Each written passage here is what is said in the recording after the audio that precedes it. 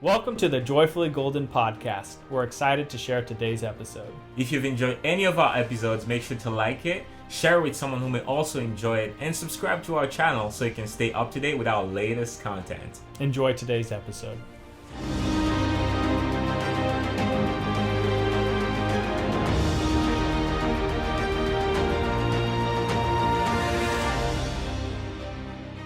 It is written in Scripture that God created man in his own image. A powerful statement for those who believe. A profound declaration for those who may not. Regardless of your opinion, our lives are a miracle. Each life is precious and should be treated as such.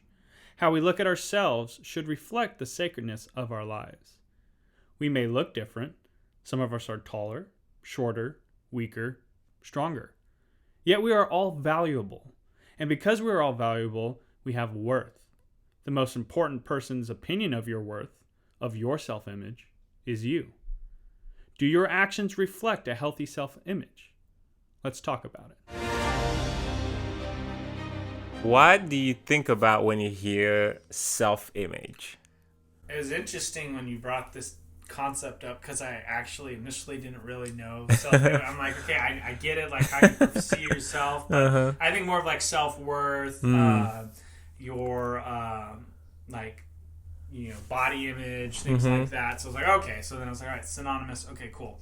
So when I think of self-image, I think about like how we perceive ourselves. What is the value we place on ourselves? And I think that it's it's more of a behavior than maybe a conscious thing that we do. Okay. Let me explain that. Is that I think how we treat ourselves demonstrates our self-image or the value of our self-image. I like that. And I think more often we just live our lives and it's a behavior and it's like, okay, well, if you look at somebody who's always happy, that's taking really good care of themselves, is very helpful. They have a clear self-image of what they want to be or the value. If you have someone that's maybe more negative or is more pessimistic or stuff, there could be things of how their self-image, or maybe it's other circumstances. But I look at self-image more of it's a behavior that we demonstrate by how we live our lives. When did you first learn about self-image? That's an interesting question. I think as far as learning about the concept in maybe more specific terms, like a definition of everything, is probably when I started listening to a lot of motivational speaking. I think I started hearing a lot about that, just the concept and different things around it. But honestly, even way before that, I'm thinking back at times when I was a child, honestly, and obviously, I didn't know it was self-image, and it wasn't worded like that. Yeah. But I remember already how I started treating myself or looking at myself based on how people were looking at me. And then a simple example, long story for another time, but I was bullied as a kid when I was very young. And I remember how that affected the way in which I was looking at myself, because other kids would say things about me or they would do certain things to me. And then because of how they were treating me and because of the things they were saying, I started seeing myself differently. And even though I was a kid, and I mean, obviously back then I couldn't organize the thoughts in terms of, oh, my self-image is changing. But now looking back, I'm like, yeah, already back then I was experiencing the effect of the self-image, you know, how specific self-image that you have affects you. And so honestly, as I would say, as far back as being a young child, I can already remember experiencing with it. But as far as really understanding it and starting to look deeply into it, I would say it's when I really started to just be fascinated with just wisdom and self-improvement and motivational speaking and all those. It became something that I heard talked about a lot. And I started exploring it, studying it, and things like that. So, yeah. What is a piece of advice that you would offer to someone who might be struggling with a negative self-image? So the first thing that came to mind when you asked that question was what Leroy Washington told Les Brown. Someone's opinion of you does not define your reality. Let's go. And when we struggle with our negative self-image, it's either because there is a pervasive action that is impacting our lives, either by ourselves or someone else, and we're allowing that outside force to become inside. And it's to tell them, like, look, this circumstance, first of all, we're never permanently a certain way. So we can always change. We always have the ability to change. And it can be pathetic to have a low negative self-image of yourself, but that's okay. Like, if we recognize, like I would tell somebody, if they really were struggling, they really had a negative self-image, woe is me, poor me, I'm not good enough, my life sucks, or I'm not going to take care of myself because I don't care about myself. I would probably call them out on it and be like, stop being pathetic, because your life doesn't suck, because you do have value, because you do matter. And if there's somebody that, that was coming to me, it's probably because it's someone I care about, and they matter to me. And I'd be like, how little would you think, if anything, if you're already thinking so little of yourself, how little will you think of the people that care about you to allow yourself to treat yourself that way? Because sometimes we're very selfish, and I think that's part of being human. But when our self-worth plummets to such a low level, it's this new kind of selfish feeling. It's like, I'm not worth my time, and I'm not worth the time of anybody else around me for me to do anything about where I'm at. And obviously, circumstantially, certain people would maybe need professional help, especially if it was a chemical or medical issue. But I think a lot of times people's negative self-talk is just they're allowing this evil thought into their mind that's a lie, first of all. And for us to not let people stoop to that level. It's like when you see someone you care about and you see them suffering, like at what point are you going to just say, hey, let's talk about this because I care about you? Joy, how has your self-image changed over the years? That's a lovely question. How it has changed. So I'm thinking of two ways of answering this. First, I think it has gotten better. When I just look back at the spectrum of my life and the amount of years that I've lived thus far, it has definitely gotten better from where it started. And it wasn't a straight line. It wasn't worse all the way to better. There were definitely ups and downs, but overall, it definitely has gotten better. And but another way in which I want to answer the question, which I think hopefully will be helpful to anyone listening, is what helped inform those changes.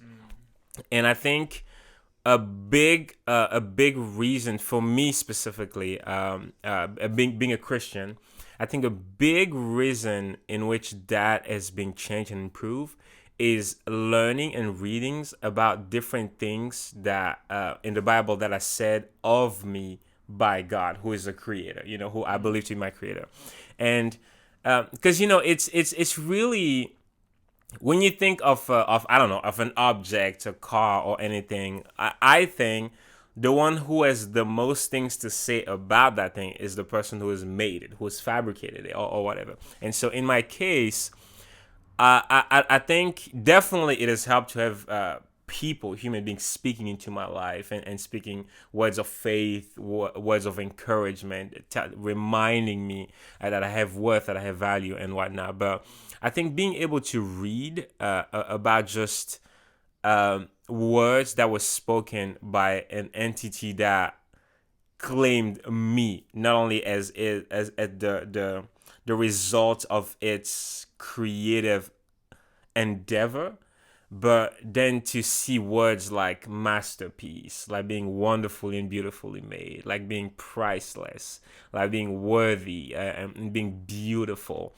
and seeing things like that about me, which they're words about humans, but in my case, to read those things about me, I think it just changed a lot of the things that for a long time I held on to that were negative about me, because in my perspective, a lot of those things were said by people who didn't really know me, who tried to stick labels on me based on whatever circumstance we were in, and in many ways, in many cases, based on what they went through, and they were just mirroring it. but having the opportunity to have people who loved me in my life and showed me such powerful words and spoke those words over me over and over again, I think it really helped me eventually accept that, because that's another part of the how my self-image got better too. I had to say yes to those words, because at the end of the day, it doesn't really matter what people are saying over you. It's what you accept to let in and accept as your truth that changes your self-image. And to me, I had to finally put my foot down and decide what I was going to accept and what I was going to reject. And I'm not saying it just like that because it's an easy thing, because it is not. But ultimately, I had to realize that, kind of like you said earlier, these people care about me. They love me. And I probably should put more weight on what they're saying instead of these people who barely know me, who are all constantly trying to put me down, who have no idea even of my purpose here, who don't even know who they are. And eventually, as that shift started happening, it just started getting better and better and better and better. And then I never stopped, And now I'm in a place in my life in which I have fashioned a lifestyle in which I don't even allow anymore, the people who would try to put me down or just plant seeds of negativity, of bitterness or hostility. Like, I don't even allow them anymore, because now I have enough awareness and, thank God, enough control over my environment. I only allow people who care about me, people who love me, and people who add on to that, to those stones of building a strong self-image, and of really reminding me who I am. So sorry for the long answer, but I think ultimately what I want to say is it improved to where I am today because I started understanding the difference between the words that were the truth and the words that were lies. And I had to start rejecting the words that were lies and accept the words that were truth. And eventually that truth, because it was true, it became my truth, and that's where I live now. So I think it's inspiring and important that you share stories like the one you did, because I think a lot of people have that same similar journey. I think it's so important, how I would rate the words is your own positive self-worth is the highest. Let's go. And then it's the positive remarks and kindness from your friends and family, the people that care about you. Then somewhere way down the list is the negative stuff. And even then, like you said, it can be a lie. So focus, I would say, when we're talking about self-worth, on who's talking to you. What words are entering your mind? Where is this voice coming from? Is it coming from yourself? Is it coming from someone else? Is it a voice, like you talked about, taking on a truth? Was it a false truth that you have now made into a truth because of your experiences or the way other people have maybe treated you that has caused you to embrace a darkness that isn't who you truly are? I think deep down in all of us there is a light that outshines all the darkness and all the negativity that we have. But we have to take care to continue to uncover it when that negativity comes in. Because if we're not being positive, if we're not focusing on developing and growing ourselves, it's the opposite's happening. So when you're letting the negativity in, well, you're not being positive. When you're beating yourself up, you're not valuing who you are. And I think it's difficult at times to do, and it's a challenge, but again, it matters. We have to take care of ourselves to allow ourselves the ability to recognize the worth that we have. You said this before in one of our previous episodes, there's only one you, and because you're here, there's a reason for it, because we need you. If the world didn't need you, you wouldn't be here. So because of that, know that you have worth. Know what your worth is, and don't settle or sacrifice your self-worth for anything less than what you deserve. So good. Anything you'd like to add? Yeah, I mean, you said it all, and you said it very well. But I think I would like to just encourage again someone, just because of the way life is and how it begins for all of us as babies, and for a good chunk of the first few years of our lives, we unfortunately don't have much control over the self-image that we develop. All of it is in the hand of the people that are around us. Is in the hands of the people that have the privilege of speaking over us, of speaking into our lives. And unfortunately, if we're being real, a lot of people in those formative years have people around them that don't necessarily speak words that speak into the truth of what they were put here for. Words that put them down, that break them down, that fill them with shame, with guilt. That just destroy their self-image. And on top of that, when you add the action that people cause, whether it's at school, whether it's at home, like whatever it is, but for the first crucial years of our life, we really are in the mercy of our self-image being built by everything that's around us. And by the time we become aware enough to actually decide who we want to be, sometimes it feels like it's too late, because all the tools that you have to build your self-image are all negative, that things that put you down, and that you transform into your truth. And then you start defining yourself as this person, but that's not you. You start describing yourself as a failure, or someone who's not worth it, or someone who doesn't have any value, that nobody cares about, when it's not true. And so I do understand that, and I do understand that it's hard. I'm not downplaying it in any kind of way, but I really do want to encourage anyone listening who might feel like they're in that position to know that your self-image is something that can evolve. And if your self-image at this point is something that is keeping you grounded to wounds and things that are just dark in your past, just know that there is a difference between what you've been through and who you are. It's not the same. And so understand that you may have been through hell, like through fire, and those things may have left deep scars on you, but know that those things did not define you. Every single one of those things were experiences, there were words, there were actions, and they may have caused damage, but you can heal, and you can still become everything you were created to be. You can still become the glorious, beautiful expression of life that you were put here to be. So don't give up. Don't settle in that mess and accept it as who you are, because it is not. You are, like, words cannot even begin to describe how amazing you are. And you have to start allowing people into your life who know that, and who can help validate that, and who can help speak that, and who can even help pull you out of that darkness that you're in, and start journeying with you as you discover this real being that you were meant to be, this real light that you were meant to be.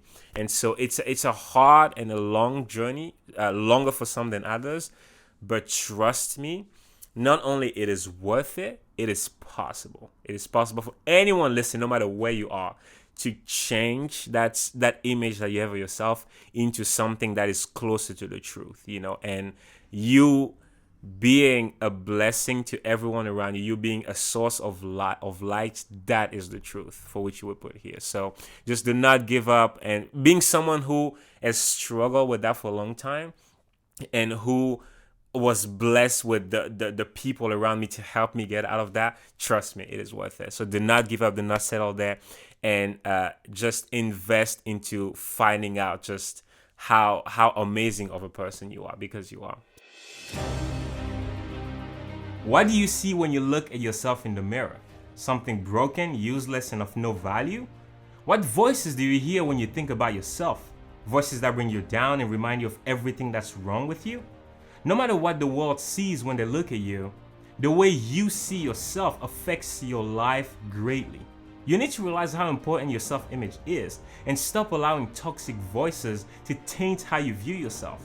Whether the toxic voices are yours or others, it's your responsibility to change the narrative inside your head. Otherwise, you will destroy and push away all the good in life because of the person you've accepted to be in your own eyes. You have to renew the way you see yourself in accordance with the amazing being that you are. In case you have a hard time knowing what to say and don't have people to speak over you, here are a few words you can use to begin redefining yourself. Please stand in front of the mirror right now and speak these words over you. I am enough. I am amazing, unique, and priceless. I don't compare myself to anyone to feel worthy. I am not perfect, but neither is anyone. So instead of focusing on all my imperfection, I will focus on being the unique expression of beauty, light, and life I was created to be. I am blessed and I am what nobody else could ever be, me. The funny, flawed, weird, amazing, beautiful, priceless, and unique me.